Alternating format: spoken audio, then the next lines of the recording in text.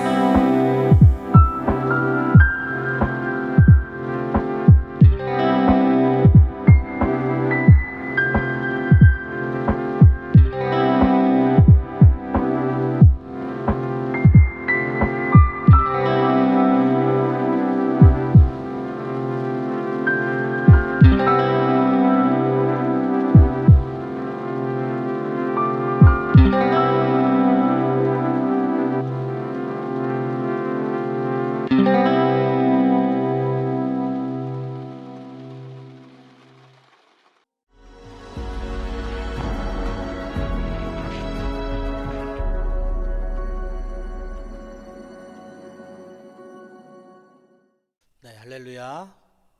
우리 지난 시간에 전신갑주에 대해서 말씀을 나누었죠. 기억나십니까? 한번 기억을 더듬어 보겠습니다. 처음에 우리 허리, 진리의 허리띠를 차고요. 또 앞에는 의의 호심경, 또 복음의 뭐죠? 신발. 그리고 방패는 무슨 방패죠? 믿음의 방패를 들고, 또 투구는 구원의 투구를 쓰고, 성령의 검, 곧 하나님의 말씀을 가지고, 여기까지 우리가 이제 살펴봤습니다. 그러니까 그 어떤 각각의 무기들 속에 내포되어 있는 그 의미가 더 중요하다라고 말씀드렸죠. 그리고 난 다음에 이제 오늘 본문인데요, 읽어보셨듯이 기도에 대한 말씀이 이어지고 있습니다. 그래서 문맥상으로 볼 때 이 전신갑주와 기도는 깊은 관련성이 있다는 것을 짐작할 수 있습니다. 마치 기도가 전신갑주의 결론처럼 이렇게 뒤에 나오죠. 결론이 중요하지 않습니까? 그렇게 기도가 중요하다라고 먼저 이해하시면 좋겠습니다. 그런데 기도는 무슨 창이나 방패, 투구 이런 것으로 비유하지 않았어요. 그만큼 이 기도는 좀 특수성이 있고 또 강조하는 그러한 말씀입니다. 그러면서 모든 기도 이렇게 표현하고 있고요. 또 항상 이런 표현들을 통해서 기도가 추가적인 것이거나 어떤 부차적인 것이 아니라 이 전신갑주를 전체를 모두 감싸고 또 전체에 스며들어 있는 그러한 요소다라는 것입니다. 그러한 의도로 이 말씀을 하셨음을 믿으시기 바랍니다.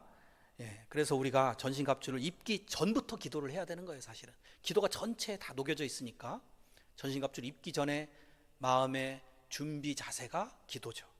또 그것을 입고 취하고 하는 과정 하나하나 가운데 우리가 항상 기도를 해야 하는 것입니다. 또 입은 후에는 어떻게 해야 됩니까? 또 사단을 경계하면서 깨어서 기도를 해야 될 것이죠. 그래서 오늘 깨어 기도하라는 말씀도 있어요. 그리고 전투를 하는 과정 중에는 또 집중하기 위해서 기도로 우리의 마음이 흔들리지 않도록 평정심을 유지하면서 뒤로 물러나거나 주저앉거나 하지 않을 수 있도록, 또 낙심이 오거나 두려움이 올 때에도 그것을 물리칠 수 있도록 기도로 나아가셔야 됩니다. 거기에 성령 충만함을 위해서 또한 기도해야 하는 것입니다. 이렇게 중요한 영적 전쟁에서의 기도에 대해서 오늘 본문이 알려주고 있는 원리들을 함께 살펴보시면서 은혜 나누기 원합니다. 첫 번째로 우리가 이 기도가 지금 전쟁 상황이다라는 것을 염두에 둘 때 정말 그렇게 우리가 철저하게 기도를 하고 지금 살고 있는가를 점검해 봤으면 좋겠습니다. 저부터 사실 이 말씀을 준비하기 전에는 좀 그렇게까지 내가 철저하게 기도했는가 반성을 해보게 되었습니다. 좀 소홀했던 것이 사실입니다. 그런데 이 에베소서 6장 말씀을 묵상하고 또 여러분에게 이제 은혜를 나누기 위해서 준비하는 과정 속에서 정신이 번쩍 들더라고요. 야, 지금 사단은 나를 어떻게든지 넘어뜨리려고 공격해오고 있는데 내가 이렇게 나태하게 느슨하게 신앙생활해서 되겠는가? 그런 것부터가 벌써 사단의 공격에 내가 지금 쓰러지고 있는 것이 아닌가 하는 생각을 해보게 되었습니다. 우리는 기도가 별로 필요하지 않을 정도로 풍요롭고 안정된 상황, 시대 속에 살아가고 있습니다. 그래서 기도를 소홀히 할 수가 있습니다. 문제가 발생하면 그때는 하나님 앞에 열심히 기도하게 되죠. 그게 우리의 본능이죠. 그런데 성도들 중에 기도하다가 시험에 드는 경우들이 종종 발생을 합니다. 예를 들면 내 기도는 잘 응답이 되지 않는 것 같고 다른 사람들의 기도는 척척 응답되는 것 같은 그러한 상황입니다.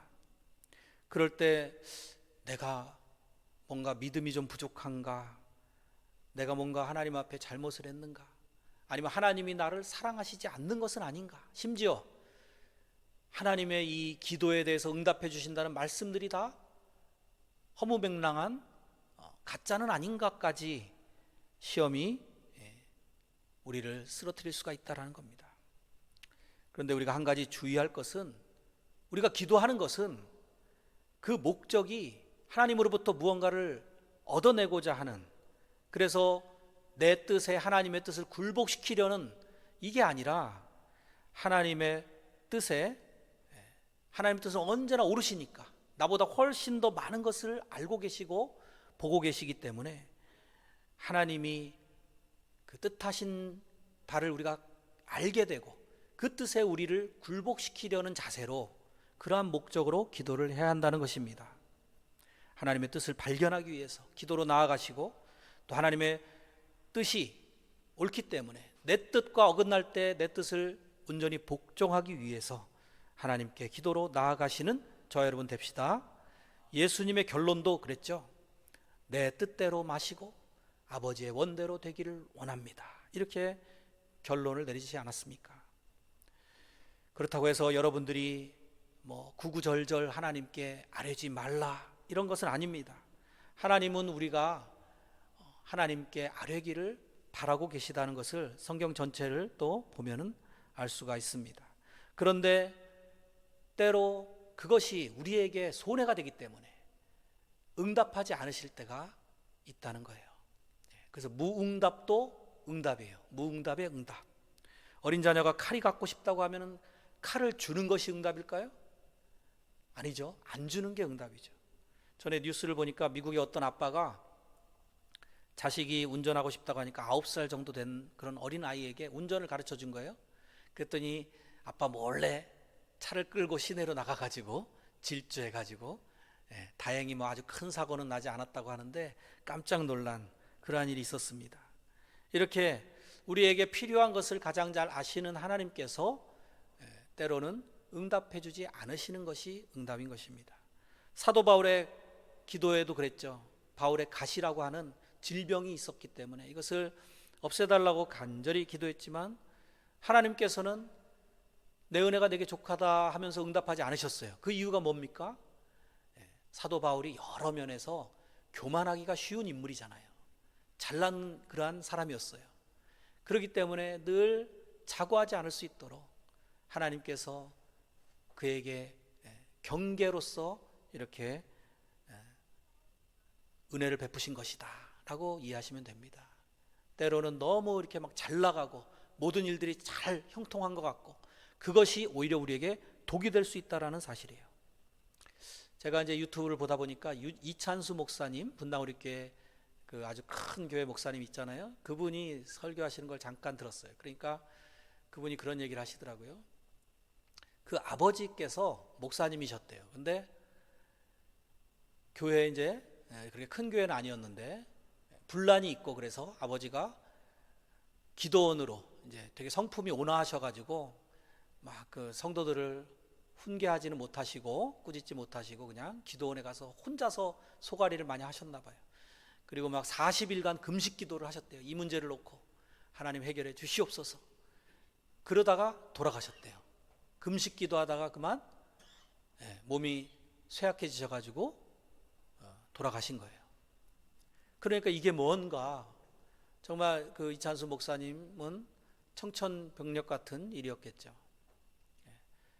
그 정말 교회가 잘 되기를 위해서 기도하고 열심히 하나님 일을 했는데 하나님이 일찍 불러가셨다라는 것이죠. 그런데 지나고 보니 이찬수 목사님 도저히 목회할 그러한 마음이 없었던 분이 목사님이 되셔가지고 훌륭하게 이렇게 사역하시는 것을 열매로서 남긴 것입니다. 그러니까 결과적으로 크게 보면 그 기도가 응답이 된 것이죠. 그래서 그 제목이 그 유튜브 제목 보니까 응답받지 못해도 기도해야 하는 이유 뭐 이런 식으로 떴더라고요. 저 역시 개척을 하고 나서 척척 응답을 받았겠습니까? 여러분들이 기도하면 응답이 안 돼도 목사가 기도하면 응답될 것이다 라고 생각하시는 것은 오해입니다. 저도 개척교회가 급성장하기를 기도 안 했겠어요? 막 부흥하게 해달라고 하나님께 매달리지 않았겠습니까? 그런데 쉽게 이렇게 빨리 성장하지 못하는 그런 모습을 보면서 좀 답답한 마음이 들 때가 있었습니다. 그런데 이찬수 목사님 얘기를 듣고 보니까 내가 한 영혼을 거듭나게 하고 변화시키는 것이 이렇게 중요하구나. 이찬수 목사님이라고 하는 한 분을 잘 목회한 것이죠. 그러니까 결과적으로는 한 명만 잘 목회를 해도 수많은 열매를 거둘 수 있다. 이렇게 하나님의 시각으로 보면은 무응답이 응답인 것을 보게 됩니다. 그래도 여러분 같이 우리 주심교회 부흥을 위해서 기도합시다. 기도하는 것을 하나님이 원하시기 때문에 그래요. 또 다른 기도하지 않는 이유를 이렇게 보게 되면 삶이 곧 기도지 않습니까? 쉬지 말고 기도하라고 하지 않았습니까? 나는 늘상 기도하며 삽니다. 그러니까 뭐 따로 특별히 새벽 기도에 나오고 뭐 금요 기도에 나오고 뭐 따로 이렇게 시간을 정해놓고 기도하고 그러지 않아도 되지 않겠습니까? 라고 하는 이 함정이 있어요. 이것도 사단의 전략이라고 볼 수 있습니다. 평소에 일상 속에서 기도합니다 라고 하면서도 실제로는 점점 기도 생활이 등한하게 되는 그러한 모습이 많이 보게 됩니다. 기도하기 가장 좋은 시간은 언제입니까? 오늘 본문 말씀에 항상이라고 말하고 있죠. 항상 기도하는 것이 물론 맞습니다. 또 항상 보니까 힘쓰며 기도하라고 간구하라고 되어 있죠. 이것은 원어적으로는 인내를 가지고 끈질기게 기도하라는 것입니다. 속히 응답되지 않는 현실 속에서도 우리가 낙심하거나 포기하지 말고 계속해서 인내하며 기도하라는 거예요. 그러니까 항상 기도하라는 것은 그냥 항상 그냥 물을 넣어가듯이 그렇게 살아라 이게 아니에요. 바람에 갈 때처럼 그렇게 살라 그런 의미가 아니에요. 우리 지금 전투 상황 속에 이 말씀을 보고 있잖아요. 전투적인 그런 자세로 항상 쉬지 말고 기도하시기 바랍니다. 어떤 분이 이런 말을 했어요. 기도하고 싶을 때가 있는가? 그때 기도하라. 왜냐하면 그때가 가장 기도하기 좋은 타이밍이기 때문이다. 기도하기 싫을 때가 있는가? 그때도 기도하라. 왜냐하면 그때가 가장 기도가 필요한 때이기 때문이다. 우리는 그래서 정말 열심히 기도를 해야 됩니다. 우리 다시 한번 18절 읽어보겠습니다. 모든 기도와 간구를 하되 항상 성령 안에서 기도하고 이를 위하여 깨어 구하기를 항상 힘쓰며 여러 성도를 위하여 구하라. 항상 쉬지 말고 끊임없이 힘써서 하라고 말씀하고 있습니다. 강조하고 있어요. 기도 몇 번 했으니까 이제 다 했다라고 생각해서는 안 된다는 거예요. 기도가 영적인 호흡이다라고 전통적으로 많은 분들이 이야기를 하잖아요. 숨쉬기 싫다고 여러분 숨 안 쉬면 어떻게 돼요? 꼴까닥 하는 거죠.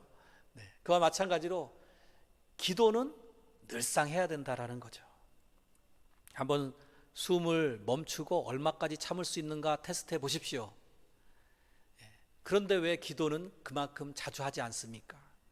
그러니까 우리가 항상 기도한다는 것은 항상 하나님 면전에 살아가듯이 영적으로는 하나님을 바라보면서 하나님과 대화하고 그렇게 살아야 되는 거예요. 근데 나는 항상 기도합니다 라고 하면서도 실증적인 무신론자가 되어가지고 실제적으로는 기도하지 않고 살아가고 있는 그리스도인들이 얼마나 많은가, 이것을 우리가 경각심을 가지고 나 자신에게 적용하고 반성해 봐야 될 것 같습니다. 고린도전서 10장 12절에 말씀하죠. 그런즉 선줄로 생각하는 자는 넘어질까 조심하라. 네. 하나님을 믿는다 하면서도 실제적으로 기도하지 않고 마치 하나님이 필요 없는 것처럼 살아가는 무신론자와 별반 다를 게 없는 그러한 모습, 이게 실증적인 무신론자입니다. 성경 속에 보면은 많은 이 기도의 사람들이 나옵니다. 다니엘은 목숨 걸고 하루 3번씩 기도했어요. 기도하면 죽는다는 것을 알면서도 창문을 오히려 열어놓고 기도를 한 것을 봅니다. 시편은 다윗의 시들이 엄청 많이 나오지요. 거기 보면 다윗이 어떠한 상황에서도 기도한 것을 볼 수 있어요. 절체절명의 상황에서, 위급한 상황에서, 그러한 때에도 기도했고 또 좋을 때에도 즐거움으로 하나님께 감사하며 기도했던 것을 봅니다. 특히 예수님께서도 친히 기도하라고 우리에게 말씀하시면서 모범을 보여주셨습니다. 교회사를 통해서 살펴봐도 믿음의 인물들은 다들 기도의 사람들이었어요. 예를 들면 마틴 루터는 이렇게 말했습니다. 만약 내가 매일 새벽 2시간을 기도로 보내지 않는다면 그날의 승리는 마귀에게 돌아갈 것이다. 또 아주 바쁜 날에는 이렇게 이야기했다고 합니다. 나는 할 일이 너무 많기 때문에 3시간씩 기도하지 않고는 일어날 수가 없다. 평소에는 2시간 기도하고 바쁜 날은 3시간 기도하고, 우리와 비교해 보십시오. 벌써 믿음의 대가의 자세는 이렇게 다르지 않습니까? 우리 예수님의 기도를 좀 더 생각해 봅시다. 예수님은 단순하게 기도한 게 아니라 정말 일상 속에서 끊임없이 기도하신 분이에요. 예수님은 그래서 하나님 아버지의 뜻을 내가 말한다 라고 할 정도로 늘 하나님과 교제하셨던 분입니다. 예수님이 어떤 때는 온 밤을 지새우시면서 기도하셨습니다. 하나님의 아들이 온 밤을 지새우시면서 기도하셨다면 우리는 어떠해야 되겠습니까? 또 예수님은 새벽 미명에 일어나셔서 일찍 기도하러 산에 올라가신 것을 봅니다. 그러니까 무시로 기도하는 것과 함께 때를 정해놓고 장소를 정해놓고 이렇게 혼자서 하나님을 독대하는 이러한 모습도 볼 수 있는 거죠. 제자들이 예수님께 기도를 좀 가르쳐 주십시오 라고 했던 것을 보면 예수님의 기도하는 모습이 얼마나 모든 사람들의 본이 되었던가, 내가 얼마나 그것을 배우고 싶을 정도로 그 열심이 느껴지시죠. 제자들이 따라 배우고 싶은 충동을 느꼈다는 것입니다. 그런데 안타까운 것은 그러한 제자들이 결국 예수님의 기도를 제대로 본받지를 못했어요. 겟세마네에서 핏방울처럼 땀방울이 떨어지도록 그렇게 간절히 기도하시는 상황 가운데 제자들은 뭐하고 있었어요? 발 벗고 잠자고 있었던 것이죠. 예수님을 닮아가고 배워야 되겠다는 열심이 우리 안에 있기만 해도 사실은 다행이에요. 그것은 아직 내가 예수님 안에 거한다라는 것이고 성령에 붙들려 있다라는 증거예요. 그런데 그런 생각조차 없이 살아가고 있다라면 큰 문제죠. 거기서 좀 더 나아가서 예수님처럼 열심히 실질적으로 기도할 수 있는 저와 여러분이 되시기를 축원드립니다. 예수님은 12제자를 선택하실 때도 밤새워 기도하셨다라고 합니다. 또 예수님이 오병이어로 5,000명을 먹이신 기적 앞에서 사람들이 예수님을 붙들어다가 강제로 자신들의 왕을 삼으려고 했을 때 예수님은 홀로 산으로 올라가셔서 기도하셨습니다. 이렇게 시험이 찾아올 때 예수님은 기도로 맞서셨어요. 40일간 금식한 후에 사단의 시험을 맞이하셨던 것 볼 수 있죠. 그러니까 시험 전에 40일간 간절히 기도하셨다는 거 아닙니까? 그렇다면 결론적으로 우리 그리스도인들에게 있어서 기도라는 것은 어떤 것입니까? 정말 일상 속에서 늘 호흡처럼 또 적극적으로 하나님 앞에 나아가야 되는 매우 당연스러운 의무인 것입니다. 거의 본능에 가까운 것이라고 할 수 있어요. 저는 그 카톡을 좀 생각해 봤어요. 이 말씀 묵상하면서 우리가 하나님 앞에 카톡을 보내는 것도 기도구나 라는 생각을 해봤어요. 하나님과 카톡을 합니다. 카톡을 하는데 어떨 때는 하나님이 1이라고 하는 숫자가 없어지게 읽으셨어요. 분명히 읽으셨는데 답장은 안 하셔요. 그럴 때가 있다라는 것이죠. 우리는 누가 답장을 안 하면은 정말 막 속상하죠. 답장할 때까지 막 계속 보내죠, 문자를. 근데 하나님 앞에는 그렇게 안 한다는 거예요. 하나님 앞에도 우리 계속해서 답장하실 때까지 보내십시다. 그리고 때로는 답장 안 하시는 무응답도 응답이라는 거 오늘 또 한번 살펴보았죠. 물론 엄밀히 말해서 하나님께서 굳이 기도를 받으실 필요가 없는 분이시죠. 하나님은 전지전능하시게 우리의 모든 형편을 다 알고 계신 분이시잖아요. 그러니까 우리에게 필요한 거 그때그때 주실 수 있는 분이잖아요. 그런데도 말씀 속에서 보니까 우리가 기도하기를 바라셔요. 그게 하나님의 방식이라는 겁니다. 하나님이 왜 그렇게 정하셨는가? 그걸 우리가 뭐 따질 필요도 없고 알 수도 없어요. 그런데 하나님이 그걸 기뻐하신다는 거예요. 그건 마치 이런 것 같아요.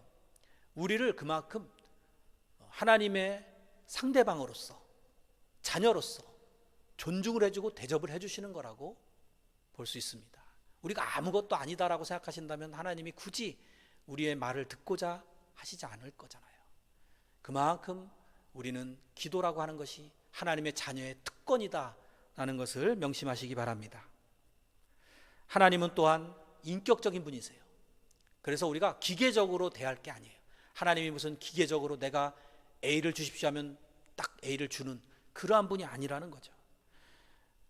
그리고 하나님께 우리가 이런저런 이야기를 조절히 자세히 구체적으로 하는 것 하나님이 그걸 원하십니다. 그래서 오늘 기도와 간구라는 말에서 그 간구라는 말은 구체적인 기도라는 뜻이 있어요.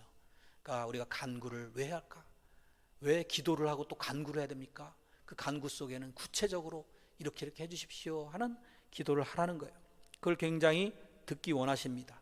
그런데 물론 하나님이 때로는 듣기 싫어하실 때도 있어요. 우리가 전에 이사야서 1장 15절에서 살펴봤잖아요. 이사야 1장 15절에 너희가 손을 펼 때에 내가 내 눈을 너희에게서 가리고 너희가 많이 기도할지라도 내가 듣지 아니하리니 이는 너희의 손에 피가 가득함이라. 이렇게 반응하시는 것만 해도 하나님은 기계가 아니라 하나님은 형식적이신 그러한 기도를 원하시는 분이 아니라 정말 인격적이신 분이시고 우리가 인격적인 분 앞에 나아갈 때는 거룩해야죠. 경건해야죠. 죄를 가지고 품고 나아가는 것을 원하지 않으시잖아요. 이렇게 인격적인 분이시다라는 것을 알 수 있습니다. 그러한 하나님과 늘 대화하시는 저와 여러분 되시기를 바랍니다. 또 기도를 이렇게 묵상하다 보니까 우리 영적 전투잖아요. 그럼 전투에서 어떤 연락을 취하는 걸 뭐라 그래요? 통신병과 같다는 생각도 해보았습니다. 전쟁으로 우리가 많이 영적인 전쟁으로 우리의 일상생활, 믿음생활을 비유해서 생각해 보면 참 얻을 것이 많아요. 통신병이 상관에게 연락해서 지시사항도 받아야 되죠. 또 아픈 사람이 있으면 의무병에게 또 연락도 해야 되죠. 또 보급품이 떨어졌으면 물자를 지원해 달라고 해야 되죠. 이렇게 기도는 다양하게 우리의 필요를 구할 수가 있는 것입니다. 자, 이제 우리가 무시로 하는 기도와 시간을 정해놓고 하는 기도의 어떤 장단점들을 좀 살펴봤습니다. 그것들은 이제 보완을 해주는 그러한 기도가 되어야 됩니다. 기도를 시간을 정해놓고 하지 않으면 느슨해지고 자칫 그냥 기도 안 하고 하루를 넘어가게도 됩니다. 그래서 시간을 정해놓고 하는 기도가 중요하고요. 근데 시간을 정해놓은 그 시간만 기도하는 사람들은 형식적으로 기도하고 형식적으로 신앙생활을 할 수가 또 있어요. 이러한 단점이 있기 때문에 우리는 또 항상 무시로 기도하는 기도 생활도 해야 됩니다. 이 두 가지가 서로 배타적인 게 아니라 보완적이다라는 것을 기억해야 됩니다. 두 번째로는 항상 성령 안에서 기도하라고 말씀하고 있는 것입니다. 이것도 보면은 이제 지원 사격을 하는 부대가 있을 거 아니에요. 뒤에서 후방에서 막 지원 사격을 하고 비행기를 보내주고, 장기로 말하면 포를 띄워주고 하는 역할을 해주는 게 바로 성령님이 하시는 역할이라고 생각이 됩니다. 보혜사 성령님이잖아요. 우리를 도우시는 분. 그러한 성령님께서 기도할 때 우리의 기도를 보조해 주십니다. 18절 다시 한번 읽어보겠습니다. 모든 기도와 간구를 하되 항상 성령 안에서 기도하고 이를 위하여 깨어 구하기를 항상 힘쓰며 여러 성도를 위하여 구하라. 이 성령 안에서라는 의미는 몇 가지로 살펴볼 수 있는데요. 성령의 도우심으로 기도하라는 의미, 또 성령의 권능 안에서 기도하라는 의미, 또 성령이 인도하시는 대로 기도하라는 의미, 성령과 나의 마음이 일치되게 그 안에서 기도하라는 의미로 볼 수 있습니다. 시간 관계상 뭐 하나하나 일일이 다 설명을 드리지는 않겠지만 다시 한번 말씀을 드릴 테니까 그 뜻을 한번 곱씹어 보십시오. 성령 안에서라는 의미는 성령의 도움으로, 성령의 권능 안에서, 또 성령의 인도하시는 인도 따라서, 또한 성령의 그 뜻과 나의 뜻이 일치하도록 하는 기도다라는 것입니다. 이 중에서 우리가 성령의 도움으로 하는 기도에 대해서 한번 생각해 봅시다. 우리 힘만으로 기도하는 것과 성령께서 도와주셔서 하는 기도와 여러분 어느 게 더 쉽겠습니까? 당연히 누군가 도와주는 게 훨씬 쉬운 거죠. 그런데 인간 본성은 하나님께 의지하기보다 자기 힘으로 뭔가 해보려고 하는 이러한 경향이 아주 강합니다. 그래서 선악과도 따먹게 된 거죠. 바벨탑도 쌓게 된 것이죠. 우리가 평안할 때는 기도하지 않고 위기 상황에서 이제는 도저히 내 힘으로는 할 수 없구나 그제서야 기도하게 되는 것도 역시 뒤집어 생각해 보면 평소에는 내 힘으로 다 해보려고 하는 그러한 우리의 모습이다라는 것입니다. 그래서 우리의 본성을 알면은 우리가 왜 기도를 어려워하는가, 왜 기도를 잘 안 하는가 하는 것을 또 알게 돼요. 인간은 하나님조차, 하나님의 도우심조차 거추장스럽게 생각하는 본능이 있다라는 것입니다. 그래서 스스로 인생의 주관자가 되고자 하는 욕망이 있습니다. 그렇지만 우리는 성령을 의지할 때 비로소 올바른 기도를 할 수가 있는 존재들입니다. 로마서 8장 26절과 27절을 보겠습니다. 이와 같이 성령도 우리의 연약함을 도우시나니 우리는 마땅히 기도할 바를 알지 못하나 오직 성령이 말할 수 없는 탄식으로 우리를 위하여 친히 간구하시느니라. 마음을 살피시는 이가 성령의 생각을 하시나니 이는 성령이 하나님의 뜻대로 성도를 위하여 간구하심이니라. 제 경험상으로도 보면은 기도가 어려울 때가 있는데 그때 성령님께 도와달라고 간절히 기도하면은 힘을 주세요. 그래서 기도하다가 막히면은 막 방언 기도도 하고 그러면서 기도하면은 기도가 잘 풀리는 것을 경험하게 됩니다.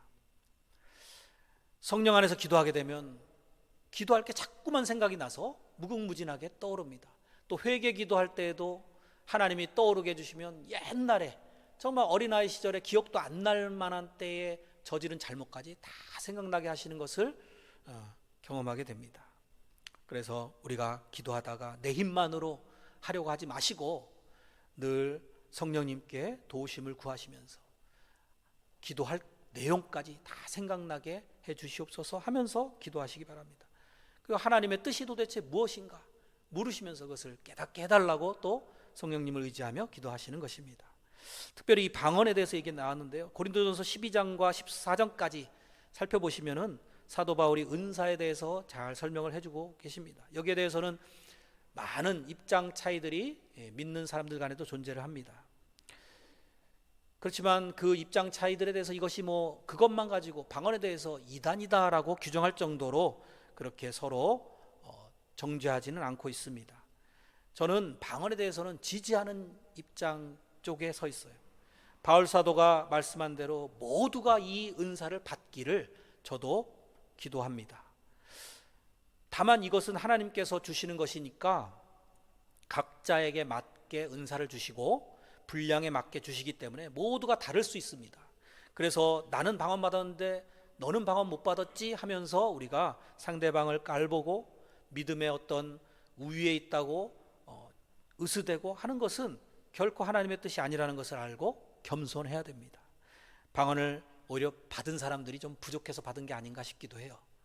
방언을 받지 않으면 도저히 믿지 못할 그러한 연약한 믿음이기 때문에 믿음의 증거로 주셨다라는 생각도 해보게 됩니다. 그러니까 겸손하시기 바랍니다. 방언을 할 때에 공예배 시간에는 좀 삼가하라고 말씀을 했습니다. 그리고 또 통역의 은사를 받은 사람과 함께 기도하는 것은 가능하다라고도 하는 권면도 했습니다. 지금은 뭐 방언이 주제가 아니기 때문에 이 정도로 하고 마치겠지만 우리가 방언을 할 때에 기도에 유익이 있다라는 것을 기억하시기를 바랍니다. 그런데 성령 안에서 기도할 때 무아지경의 그러한 기도가 있을 수 있습니다만 우리는 1차적으로 깨어서 기도해야 됩니다. 여기 오늘 깨어서 기도하라고 말씀하셨잖아요. 성령 안에서 깨어서 기도하라. 이것은 마치 파수꾼이 경계를 서는 것처럼, 보초병이 경계 근무를 서는 것처럼 그러한 상태를 말합니다. 기도원의 300용사를 뽑을 때에도 물속에 막 입을 대고 마시는 그러한 사람이 아니라 손으로 떠먹으면서 주변을 경계하는 사람을 뽑았죠. 영적인 전투에서도 우리가 깨어있지 않게 되면 어떻게 됩니까? 한순간에 우는 사자처럼 공격해오는 사단에게 우리의 목숨이 날아갈 수가 있습니다. 그래서 우리가 깨어라는 말을 생각해 보면서 우리가 중언부언하는 기도가 아니다 하는 겁니다. 지금 내가 몸 안에 있는지 몸 밖에 있는지 해롱해롱 하면서 그렇게 비몽사몽간에 기도하는 것이 아니라는 거예요. 아무 목적도 없이 또 내용도 그렇게 허공을 치듯이 그런 기도가 아니라 분명한 정신으로 집중해서 깨어서 어떠한 제목, 어떠한 내용 이런 것을 하나님께 구체적으로 간구하시는 그러한 기도를 하라는 것입니다. 내가 혹시 지금 잠자고 있는 상태는 아닌가? 정말 우는 사자처럼 달려드는 호시탐탐 기회를 엿보는 이 사단의 영적인 공격 앞에서 우리가 깨어서 기도해야 된다라는 것을 꼭 기억하시기 바랍니다. 마가복음 14장 38절에서 주님은 말씀하십니다. 시험에 들지 않게 깨어있어 기도하라. 마음에는 원이로되 육신이 약하도다 하시고, 우리 중에 대부분은 이제 이렇게 육신이 약하다라는 것을 알고 오히려 거기에 적극적으로 대처를 해나가야 되겠죠. 그래서 육체도 관리도 잘 해야 돼요. 육신이 약하면 기도 생활도 등한시하게 되고 어려워지게 되는 것이잖아요. 그래서 우리의 하나님으로부터 받은 육체를 나의 수명이 다하는 날까지 잘 건강관리하면서 영혼이 잘 되는 게 우선이죠. 영혼이 잘 되고 범사에 잘 되고 형통하기를. 그래서 우리가 기도를 열심히 했던 시기에 한국 교회를 돌아보십시오. 한국 교회가 기도에 열심히던 때는 정말 영적으로도 부흥했지만 또 그 밖에 정말 범사에 잘 되고 형통한 복이 우리 한국 전체에 미쳤던 것을 보게 됩니다. 그런데 지금 어떻습니까? 기도가 시들해지니까 바로 거기에서부터 교회적인 문제들이 생겨나고 있다라고 보여져요.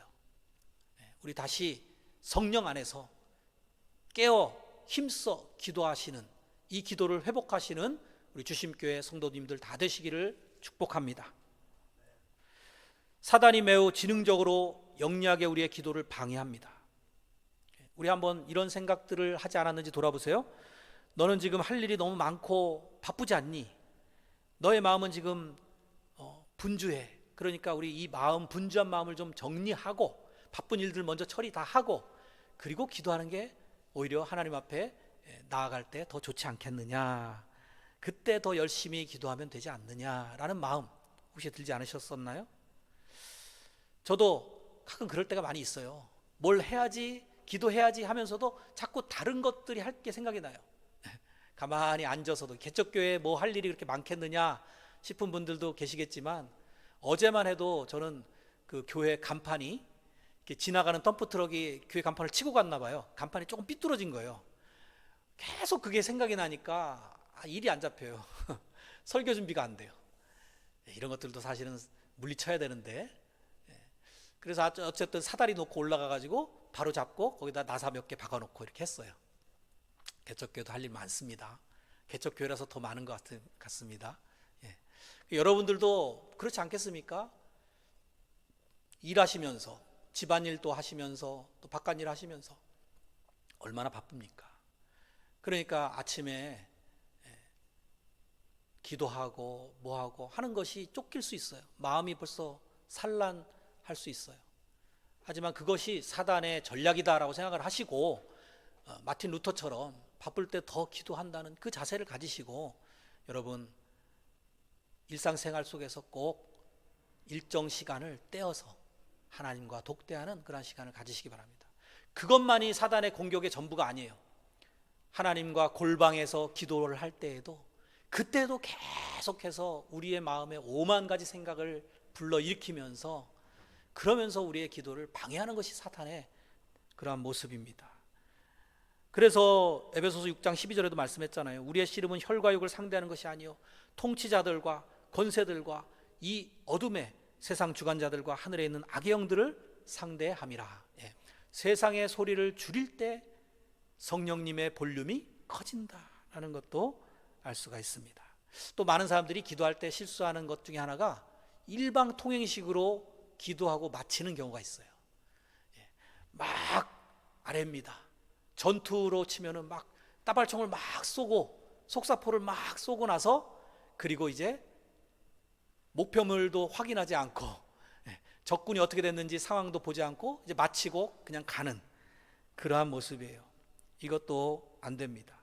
하나님께 다 아뢰시고 나서는 하나님의 대답을 듣는 시간을 꼭 가지시기를 바랍니다. 그것이 좋은 습관이에요.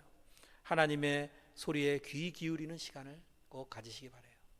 그러다 보면 이 기도 시간이 길어지겠죠. 당연히 내가 아랠 기도도 성령께서 깨닫게 해주시면 계속 생각나죠. 그러면 많아지잖아요. 거기에다 또 하나님의 음성도 들어야 되니까 기도 시간이 또 추가가 됐죠. 끝으로 우리 한 가지 더, 이제 우리가 성령님의 지원 사격을 받았어요. 그럼 우리는 또 역시 남을 위해서 지원 사격을 해줄 수 있는 그러한 성도가 되어야 됩니다. 오늘 18절 후반절에 보면은 여러 성도들을 위하여 구하라고 했잖아요. 여기 여러라는 말은 사실은 원어로는 모두예요. 어떤 성도는 내가 마음에 드니까 기도해주고 어떤 성도는 내 마음에 안 드니까 기도 안 해주고 이런 뜻이 아니에요. 이것은 all saints, 모든 성도예요. 모든 성도들을 위해서 기도하시고 19절에는 목회자를 위해서 또 기도할 것을 말씀하고 있습니다. 우리 19절 한번 읽어보겠습니다. 같이 한번 읽겠습니다. 또 나를 위하여 구할 것은 내게 말씀을 주사 나로 입을 열어 복음의 비밀을 담대히 알리게 하옵소서 할 것이니. 우리가 교회에서 봉사할 때 이제 앞장서서 일하는 사람들도 있지만 뒤에서 기도로 지원 사격을 해주는 그러한 분들도 있어야 됩니다. 모세와 아론과 훌이 지원 사격으로 기도해 줄 때 여호수아가 실전에서 승리했던 것이 우리에게 상징적인 교훈을 줍니다. 특히 기도할 때 영적 전투의 최전방에 있는 말씀 사역자나 선교사님들 위해서 꼭 기도해 주셔야만 합니다. 지금 교회들마다 사역하기가 더 힘들어진 그러한 시대 분위기 아니겠습니까? 물론 대표적으로 우리 목회자들이 잘못한 것들이 많이 있습니다. 저도 그런 사람 중에 속해 있습니다만 그럴수록 더 목회자들을 위해서 우리가 기도해 주어야 된다라는 생각이 듭니다. 당시에 이 사도 바울은 특별히 로마 감옥 속에 지금 갇혀 있었습니다. 심리적으로 굉장히 위축될 수 있는 상황이었어요. 하지만 그런 속에서도 예수님에 대해서 담대히 증거할 수 있도록 용기를 갖게 기도해 달라고 이렇게 오늘 말씀하고 있는 거예요. 자, 이 기도는 어떻게 되었을까요? 같은 옥중서신인 빌립보서의 말씀을 참고해 보겠습니다. 빌립보서 1장 13절입니다. 이러므로 나의 매임이 그리스도 안에서 모든 시위대 안과 그 밖에 모든 사람들에게 나타났으니 형제 중 다수가 나의 매임으로 말미암아 주 안에서 신뢰함으로 겁없이 하나님의 말씀을 더욱 담대히 전하게 되었느니라. 지금 담대함을 구했는데요, 사도 바울뿐만 아니라 사도 바울이 갇혔다는 것을 듣는 성도들까지 다 겁없이 담대하게 전하게 된 것을 봅니다.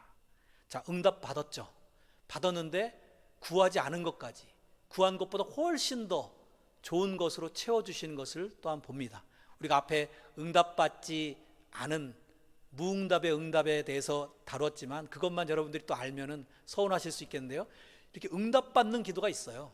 하나님의 뜻과 일치할 때 그 기도는 하나님이 구하지 않은 것까지 다 주시는, 그의 나라와 그의 의를 구하라 그리하면 너희에게 더하여 주시리라 하신 대로 모든 것을 주시는 것을 볼 수가 있습니다. 그러니까 우리가 이제 지원 사격 받는 데만 좋아하지 말고, 받는 것만 좋아하지 마시고 나눠줄 수도 있어야 되겠습니다. 지원 사격을 해 주셔야 됩니다. 우리 성도들을 위해서, 또 목회자를 위해서 지원 사격을 하시기 바랍니다. 우리의 기도가 이제는 나만을 놓고 하는 그런 편협한 기도에서 벗어나서 기도의 지경을 넓히셔서 이제는 심지어 원수를 위해서도 기도할 수 있는 저와 여러분이 되었으면 좋겠어요. 나라를 위해서, 또 원수 같은 저 북한 동포, 북한 김정은을 위해서도 기도를 해야 되겠어요.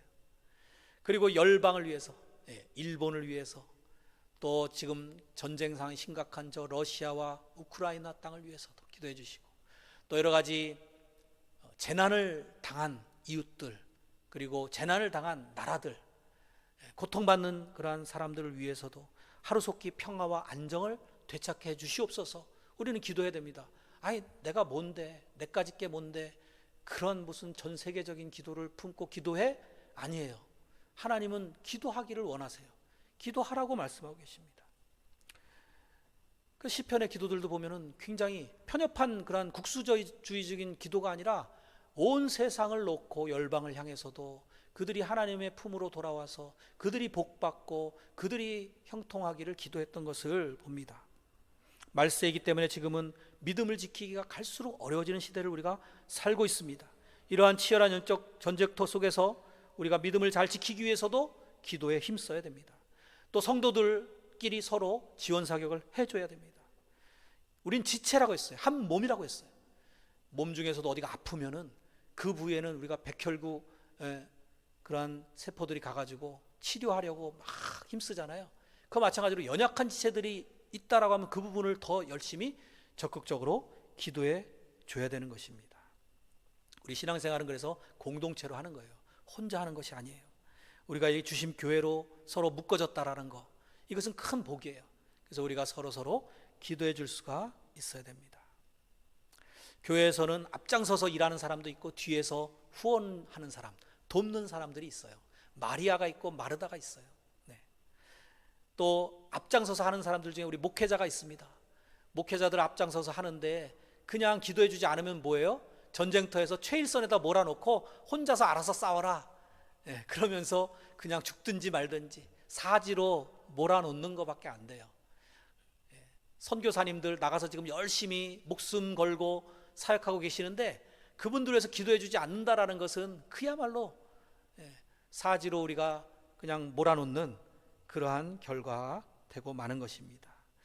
우리는 열심히 목회자들을 위해서도 꼭 기도해 주시기 바랍니다. 목회자들은 성도의 눈물을 먹고 산다라는 그러한 말씀도 많이들 하잖아요. 그래서 우리가 목회자를 위해서 기도하는 것이 곧 또한 나를 위해서 기도하는 것이다 라고 생각을 하시기 바랍니다. 그렇잖아요. 목사가 이제 여러분들의 기도를 먹고 힘을 얻으면, 에너지를 얻으면, 또 지혜를 얻으면 그것이 다 어디로 갑니까? 말씀을 더 잘 준비해서 여러분들에게 영양가 있는 음식을 공급하게 되겠죠. 그럼 여러분들은 더 좋은 말씀을 듣고 하나님의 양식을 풍족하게 얻게 되고, 또 목사가 힘이 나면 여러분들 위해서 더 열심히 철야를 해서라도 기도를 하겠죠. 그렇게 되는 것이 다 여러분들에게 유익이 되는 것이니까 우리는 항상 목회자를 위해서 꼭 기도해 주시기를 부탁드립니다. 사랑하는 성도 여러분, 저는 이 말씀을 준비하면서 오늘 우리에게 가장 필요한 것이 기도라는 것을 다시금 깨닫게 되었습니다. 정말 이 말세의 종말의 때에 믿음을 보겠느냐라고 하신 예수님의 그 염려스러운 말씀처럼 정말 우리가 갈수록 기도가 희미해져 가는 것 같습니다. 우리가 이러한 기도, 이런 영적인 무기, 이것을 들고 이제 오늘 말씀을 마음에 깊이 새기시고서 우리 교회는 기도하는 교회가 되어지기를 바라고요. 또 우리 성도들이 서로 지원해주는 기도 용병들이 다 되기를 바라고요.